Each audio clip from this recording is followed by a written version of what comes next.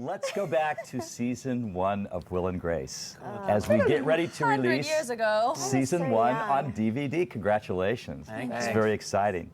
So I think the first thing I want to ask all of you is, do you each recall the day that you got the call that you got the part? Did I get it? You got it. Yeah, you got it. Yeah. What? You got it. All right. I gotta make some phone calls. You could call your mom. Yeah. We're happy because the other guy who was playing the part sucked so bad. That we're really excited about this. So congratulations, Sean. So what was your first reaction? Well, you're seeing it. I'm seeing it for the first time. I was dumbfounded. I was excited. I did a film at Sundance, and from that got this. Right. We all went through the process in our own way, but yeah, I was very excited. It was the first pilot that I'd gotten, so. So you actually made a film first before TV. Yeah. That was Billy's Hollywood Scream Kids. That's exactly right. Yes, it was. I've been Megan. working as a milker on a dairy farm. Were you really? So I find that very hard to believe. I wasn't They even an handpicked her. actress. I'm not buying that. I don't really know how it happened. Actually, Do you remember the audition, the first audition? yeah, I do. Well, I auditioned for Grace, and it was just like a big flat line. Nobody. Oh, really? Flying pig. And then, I didn't really want to read for Karen for a variety of imbecilic reasons, but I ultimately did, obviously. And then, actually, I was the only person testing at the network that day, and I found out when I was in my car just leaving NBC, I found out I got the part, and then I was instantly pulled over for a ticket for making an illegal U-turn. I was like, I don't care. Right, exactly. Go ahead, write it up. Absolutely. You're worse. My life has just changed. Yeah. Now, Jim Burrows was saying earlier, I never knew this, that Will and Grace was in the beginning part of a you were just part of another show, and Well, then the concept, there were several couples. There were three couples? Max And and David Will had a show Grace about 3 were- couples, and they were sort of probably the most minor of the 3. The other 2 were married couples, and the third was this sort of would-be married couple that were in fact gay and straight. And I think it was Warren Warren Littlefield Littlefield. sort of looked and went, this over thing, it's not really doing much for me, but I want to know more about this couple. Right. And they went away and So created that. developed the show around this idea.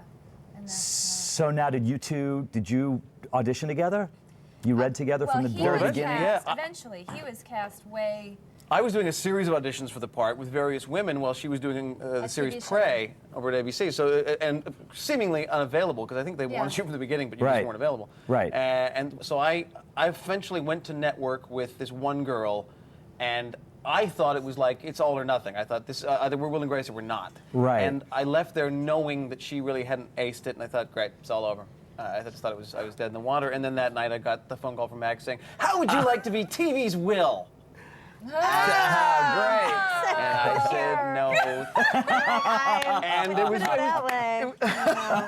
it was truly like, my wife and I went out and had a big dinner. Absolutely. So it was, but then a month progressed where I read with more and more women having already got the part, and she was the last one, and that was the one where And everyone went, "Oh, thank God." it was magic. Okay, finally we have a TV show. And then Jack and Karen came along. I assume they were not part of the original concept until. They were always part of the pilot. I mean, the characters were added, but I don't think they ever realized that combination. Right. Jack was going to be my friend, she was going to be Grace's Right. friend, and, Right. and the twain was never supposed to meet. And then the twain met. The twain met. An explosive in the second show. hilarity ensued. Yeah. Did any of you know each other before the show? Megan guest starred on my first sitcom, Ned and Stacy, but we didn't get to have one line with each other. We were on two A and B stories, two completely stories. It's too Yeah. bad, because that would be fun footage. That would be hilarious Yeah. if we had been able So to you act never had together. any scenes together? No. Wow. We met, obviously, but Wow. But we she acted with the woman who played my sister on the TV show, and I was busy in a muffin shop or something Yeah. crazy like that. I don't know. Well, I think it about was your all muffin, fate, isn't because it? I Yeah. personally think It you're the always best ensemble cast on television. Thank you very that's much. And very nice. I really mean that. I know when the show first debuted, it was surrounded in a bit of controversy. It was cutting edge for what was happening on network TV 5 years ago. But did you really think that a story about two gay guys and a single gay man living with a single straight woman would develop as it did? You know, the gay thing to me, just personally, it never really occurred to me that it would cause some kind of weird splash or something, because I don't consider it odd to be gay or lesbian or bisexual or straight. I mean, it just doesn't, in my world. But of course then, you know, you go 2 feet beyond this door. Absolutely. And everybody else does. But it hadn't really occurred to me. But then we were taken to NBC for this whole like briefing, this like top secret briefing about all the, you know, the shit that was going to come down and how we were all going to be like, you know, crucified and this and that. And then we kept waiting for the other shoe to drop and it never did. We were facing the press corps, and we were going to be introduced as, you know, a new fall sitcom. So the whole purpose was for us to discuss the show with the press. Right. And so this was a briefing prior to that. So I think they anticipated that we were just going to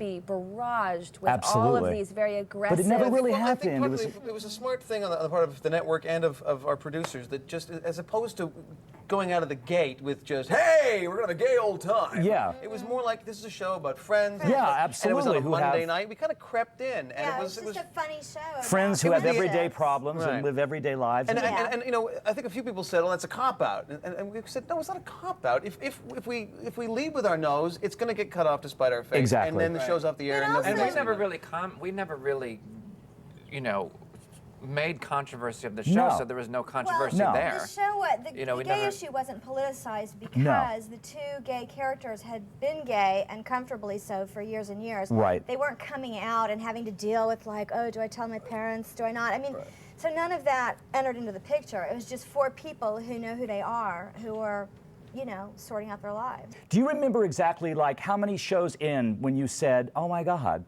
this is really working and America's really buying it and we may be here a while? Well, I think it was the pilot. Yeah. Was it the pilot? Yeah, we all felt very confident that what we were doing was special and new and interesting, you know, and it was funny from the get-go. Yeah. I think it was just a matter of whether or not we would be given a chance. Whether or not people would people look at it with an open mind and be prepared to laugh. Right. I think we all knew that there were 4 really distinct characters with 4 strong voices, and that the writing was everything was just right there, and that it just sort of popped. That we all worked together so well that I think we all believe that it will work if people will just give it a chance and just watch it. Right. And that's what happened. I swear we were one of the last shows that was given that chance. It felt, I don't remember ever having that fear in the first year or two of next week's the week we get cut if we don't come up with these kind of numbers, which shows seem to face every day. Absolutely. Now. Yeah, absolutely. This is only 5 years ago, but I just felt like with Warren and NBC in general, the sense of it was, no, you're a Monday. We're going to slowly move you to Tuesday. There was always a feling of, don't worry, we're behind you and you'll get there. They were obviously behind you for the marathon, not a sprint. So you knew pretty much from the beginning it was going to last. It had some shelf life. Well, you know? I wouldn't say that. I don't know. Really? No, because I mean, the Emmy nominations followed pretty quickly, and yes and no. The first season there was no nomination. That's true. Which to me was not weird, but everyone else around us went, "Oh my God, how could that not happen?" And now I look around and I see what they mean, because a lot of first season shows get nominations. Yeah. We were ignored completely, and I think I'm almost thankful for that, because it would have been maybe too much too soon. Because critics can turn and certain audience members can turn. We grew to that, and it wasn't. We were shooting our 3rd season when we won the Emmy Award for. Yeah. How really different? Because I don't think the dynamics are very different between the 4 of you when you're not being Jack, Karen, Grace, and Will. I think the dynamics are pretty much the same. Every night on TV is what? I don't know. I'm just laughing at the idea that she just got tickled. Yeah. The dynamics between the 4 of us, Yeah. the same When the in real camera's life? not on, it's the same, right? you are Karen. Are you Karen? Are I'm you? nothing like Karen. You know, that's really interesting. I don't think I'm anything like Karen, but I do think the dynamic between us is sort of the same, although Eric and I get along like gang. I mean, there's no, you know what I mean? There's no friction between Eric and I, whereas on Will and Grace, a lot. There was in the first few seasons, not so much now. Between characters. between our characters. Yeah, but no, I mean, maybe in a way, yeah. I mean, because when we talked earlier, and you had your conservative glasses on, and you could have been Mary and the Librarian. yeah. You were sweet and demure. I'm in my costume now, and so it's a different thing's coming out, dude. What can I tell you? So Eric, getting back to the first couple of seasons, some people would say, why can't Will have like a real steady, permanent relationship? And do you still think it was wiser for it to wait until maybe season number 5 when something really develops? I think, gay or straight, the only person that's had a long-term relationship with this show is Karen. Yes. And we've never met. And we've never met Stan. Yeah. And that's what's kept that alive. You know, and it's the same thing. If we could have lovers that were never around, it would be okay. But to add someone to the show, either for me or for her, that would be permanent is a very big decision. Right. You know, it was a very big deal to get her married off, which doesn't happen in season 1. But I mean, when it did happen, it was like, wow, we know we're going down a big road here. When it happens with Will, it'll be another very different road. And I think we've successfully managed to stave it off and keep the show this. Absolutely. But the characters are in their 30s, and that can't last forever. Yeah. So it's. I think there was certainly nothing about, we don't want to have a gay lover. It was that we don't want to have a lover, period, sure. for her or for me. It really changed the dynamics of the relationship. Woody Harrelson was only on for about 6, but for those 6 episodes, it changed the feeling. It was like, but if she's going to be with a boyfriend... anything that happens to either one of these characters automatically going to affect the dynamics between us. Of course. I know we have to wrap, but one thing that I just find so amazing is the quality of guest stars that want to be, that are so enticed to become part of this amazing story. And I mean, from, you know, Matt Damon to Cher to Elton John to Michael Douglas to me, and then Madonna to come. Gene Wilder. I mean, Gene Wilder, the great Gene Wilder, who's today. I mean, isn't that just such a testament to the quality of this show, the way it's written, the way it's produced, and the characters and the performances? I mean, doesn't that make you feel great? Yeah, we're lucky that they want to come on and play for the week, and it gives them an opportunity to do something different. Yeah. You know, for them. And it's interesting because a lot of those people are film actors and they're not really used to performing in front of a live audience. And we've had some very, very severe cases of Yeah. pants. I think the nicest tribute is that they're on the show because it's smart. Yes. Our writers write smart. Yes. And that's the thing I think we're the most proud of. I mean, it's funny as hell. Absolutely. But you can do funny without smart, and we do both. And, Absolutely. And that's what I'm so proud of, I think. Well, congratulations. It's just the consistency, the quality of it is so great, and you should all be very proud. And congratulations again on your first DVD. I'm mixed up. Congratulations on your first DVD release. So good. Thank you.